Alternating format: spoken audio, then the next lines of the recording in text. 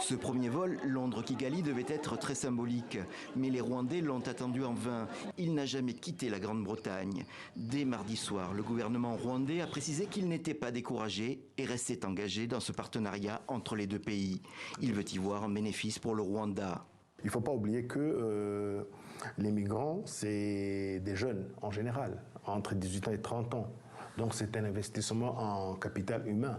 Qu'est-ce qui dit que demain nous n'aurons pas un Mbappé ou un généticien ou un astronaute?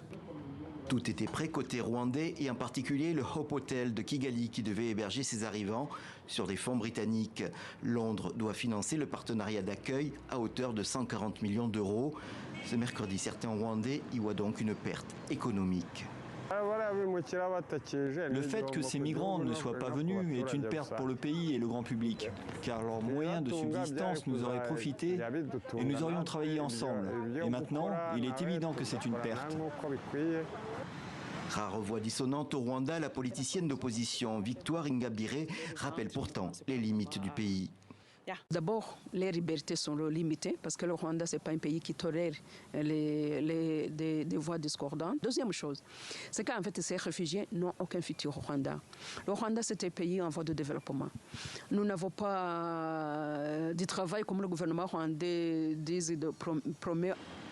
Face aux inquiétudes qui s'étaient manifestées, le gouvernement avait assuré que le pays ferait tout pour que les migrants soient bien accueillis, avec la possibilité d'étudier, travailler et bénéficier d'aides sociales.